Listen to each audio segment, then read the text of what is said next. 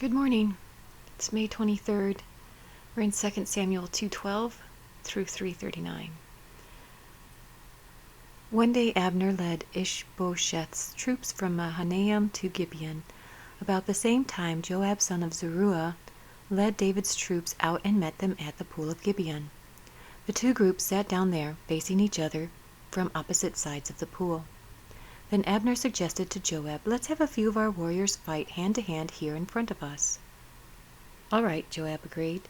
So 12 men were chosen to fight from each side, 12 men of Benjamin representing Ishbosheth, son of Saul, and 12 representing David. Each one grabbed his opponent by the hair and thrust his sword into the other's side so that all of them died. So this place at Gibeon has been known ever since as the Field of Swords.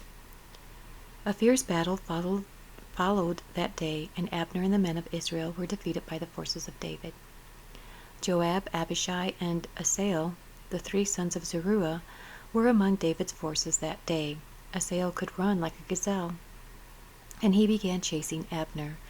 He pursued him relentlessly, not stopping for anything. When Abner looked back and saw him coming, he called out, "Is that you, Asahel?" "Yes, it is," he replied. "Go fight someone else," Abner warned. "Take on one of the younger men and strip him of his weapons." But Asahel kept right on chasing Abner. Again Abner shouted to him, "Get away from here! I don't want to kill you. How could I ever face your brother Joab again?" But Asahel refused to turn back, so Abner thrust the butt end of his spear through Asahel's stomach, and the spear came out through his back. He stumbled to the ground and died there. And everyone who came by that spot stopped and stood still when they saw Asahel lying there. When Joab and Abishai found out what had happened, they set out after Abner. The sun was just going down as they arrived at the hill of Ammah, near Judea, along the road to the wilderness of Gibeon. Abner's troops from the tribe of Benjamin regrouped there at the top of the hill to take its stand. Abner shouted down to Joab, "Must we always be killing each other? Don't you realize that bitterness is the only result? When will you call off your men from chasing their Israelite brothers?" Then Joab said, "God only knows what would have happened if you hadn't spoken, for we would have chased you all night if necessary." So Joab blew the ram's horn, and his men stopped chasing the troops of Israel. All that night Abner and his men retreated through the Jordan Valley. They crossed the Jordan River, traveling all through the morning, and did not stop until they arrived at Mahanaim. Meanwhile Joab and his men also returned home. When Joab counted his casualties, he discovered that only 19 men were missing in addition to Asahel. But 360 of Abner's men had been killed, all from the tribe of Benjamin. Joab and his men took Asahel's body to Bethlehem and buried him there in his father's tomb. Then they traveled all night and reached Hebron at daybreak. That was the beginning of a long war between those who were loyal to Saul and those loyal to David. As time passed, David became stronger and stronger, while Saul's dynasty became weaker and weaker. These are the sons who were born to David in Hebron. The oldest was Amnon, whose mother was Ahinoam from Jezreel. The second was Daniel, whose mother was Abigail, the widow of Nabal from Carmel. The third was Absalom, whose mother was Maacah, the daughter of Talmai, king of Geshur. The fourth was Adonijah, whose mother was Haggith. The fifth was Shephatiah, whose mother was Abital. The sixth was Ithream, whose mother was Eglah, David's wife. These sons were all born to David in Hebron. As the war between the house of Saul and the house of David went on, Abner became a powerful leader among those loyal to Saul. One day Ishbosheth, Saul's son, accused Abner of sleeping with one of his father's concubines, a woman named Rizpah, daughter of Aiah. Abner was furious. "Am I some Judean dog to be kicked around like this?" he shouted. "After all I have done for your father Saul and his family and friends by not handing you over to David, is this my reward, that you find fault with me about this woman? May God strike me and even kill me if I do not do everything I can to help David get what the Lord has promised him. I'm going to take Saul's kingdom and give it to David. I will establish the throne of David over Israel as well as Judah, all the way from Dan in the north to Beersheba in the south." Ishbosheth didn't dare say another word because he was afraid of what Abner might do. Then Abner sent messengers to David, saying, Does not the entire land belong to you? Make a solemn pact with me, and I will help turn over all of Israel to you." "All right," David replied, "but I will not negotiate with you unless you bring back my wife Michal, Saul's daughter, when you come." David then sent this message to Ishbosheth, Saul's son: "Give me back my wife Michal, for I bought her with the lives of 100 Philistines." I thought it was 200. I mean, he was only supposed to have 100 foreskins, but didn't he go out and kill 200? So Ishbosheth took Michal away from her husband Palti, son of Laish. Palti followed along behind her as far as Bahurim, weeping as he went. Then Abner told him, "Go back home." So Palti returned. Meanwhile, Abner consulted with the elders of Israel. For some time now, he told them, "You have wanted to make David your king. Now is the time, for the Lord has said, I have chosen David to save my people Israel from the hands of the Philistines and from all their other enemies." Abner also spoke with the men of Benjamin. Then he went to Hebron to tell David that all the people of Israel and Benjamin had agreed to support him. When Abner and 20 of his men came to Hebron, David entertained them with a great feast. Then Abner said to David, "Let me go and call an assembly of all Israel to support my lord the king. They will make a covenant with you to make you their king, and you will rule over everything your heart desires." So David sent Abner safely on his way. But just after David had sent Abner away in safety, Joab and some of David's troops returned from a raid, bringing much plunder with them. When Joab arrived, he was told that Abner had just been there visiting the king and had been sent away in safety. Joab rushed to the king and demanded, "What have you done? What do you mean by letting Abner get away? You know perfectly well that he came to spy on you and find out everything you're doing."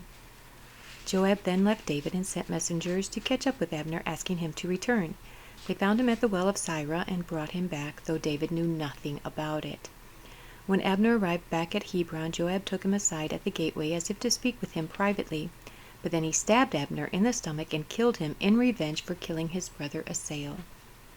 When David heard about it, he declared, "I vow by the Lord that I and my kingdom are forever innocent of this crime against Abner son of Ner. Joab and his family are the guilty ones.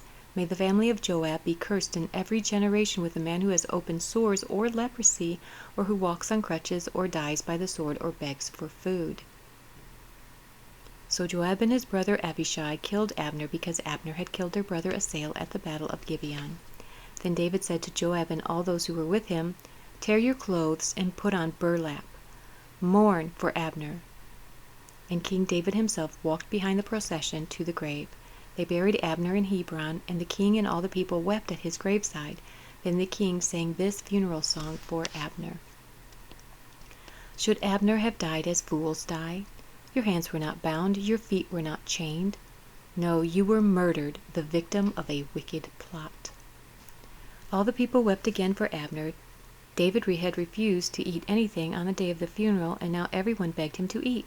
But David had made a vow, saying, "May God strike me and even kill me if I eat anything before sundown." This pleased the people very much. In fact, everything the king did pleased them. So everyone in Judah and all Israel understood that David was not responsible for Abner's murder. Then King David said to his officials, "Do you not realize that a great commander has fallen today in Israel? And even though I am the anointed king, these 2 sons of Zeruiah, Joab and Abishai, are too strong for me to control, so may the Lord repay these evil men for their evil deeds." Yep, see, it's better to just leave things in God's hands. Instead of trying to get revenge yourself, God will do it. God will take care of those who need to be taken care of. Sorry. I had a metal bar from a loft bed fall on my head, fall a couple of feet onto my head yesterday, and so I probably have a little concussion. And it just hurts. Washing my hair and brushing my hair, excruciating. Anyway, John 13, 1 through 30. Before the Passover celebration, Jesus knew that his hour had come to leave this world and return to his Father. He had loved his disciples during his ministry on earth, and now he loved them to the very end. It was time for supper, and the devil had already prompted Judas, son of Simon Iscariot, to betray Jesus. Jesus knew that the Father had given him authority over everything, and that he had come from God and would return to God. So he got up from the table, took off his robe, wrapped a towel around his waist, and poured water into a basin. Then he began to wash the disciples' feet, drying them with the towel he had around them.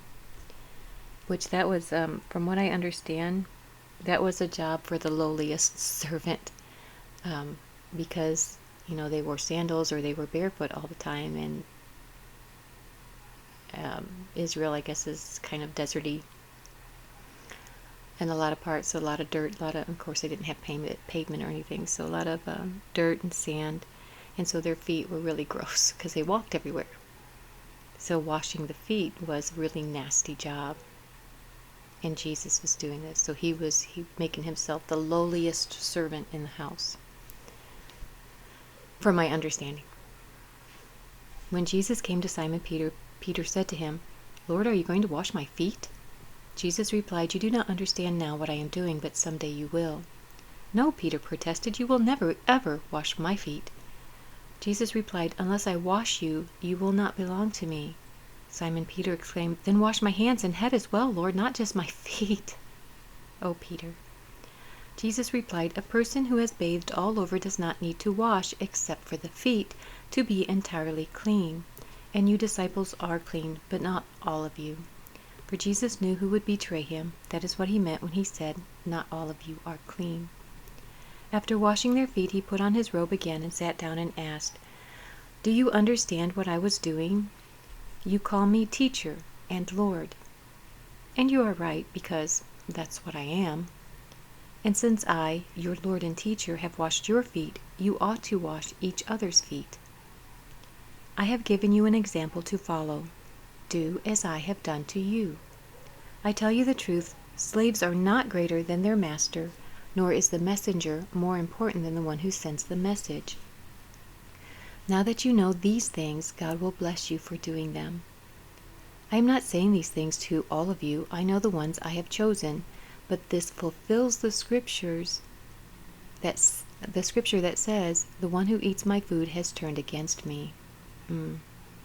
I tell you this beforehand so that when it happens you will believe that I am the Messiah, and I am is all capitalized. He's calling himself God again. I tell you the truth, anyone who welcomes my messenger is welcoming me, and anyone who welcomes me is welcoming the Father who sent me. Now Jesus was deeply troubled, and he exclaimed, "I tell you the truth, one of you will betray me." The disciples looked at each other, wondering whom he could mean. The disciple Jesus loved was sitting next to Jesus at the table. Simon Peter motioned to him to ask, "Who's he talking about?" So that disciple leaned over to Jesus and asked, "Lord, who is it?" Jesus responded, "It is the one to whom I give the bread I dip in the bowl." And when he had dipped it, he gave it to Judas, son of Simon Iscariot. When Judas had eaten the bread, Satan entered into him. Then Jesus told him, "Hurry and do what you're going to do." None of the others at the table knew what Jesus meant.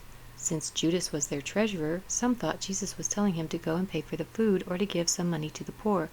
So Judas left at once, going out into the night. Now he very plainly told the disciple whom he loved, which is John, which one was going to betray him. And still, they're clueless. And he was right there next to them. He's right here next to us, but just not in a physical sense. So don't beat yourself up if you just don't get it. Sometimes it takes time. Sometimes you'll get it right away. Sometimes it just takes time. So be patient with yourself. Love yourself, be kind to yourself, and then go out and be kind to others and love others. I know I need to practice what I preach. I'm working on it. All right. So there you go. The Bible reading for today. Don't forget to click over here for Psalms and Proverbs. And I will see you tomorrow. Have a great day. God bless you. I love you guys. Bye. Don't forget to share the word, because we need the whole world to hear it. We need everyone to know how much God loves them. Okay, bye.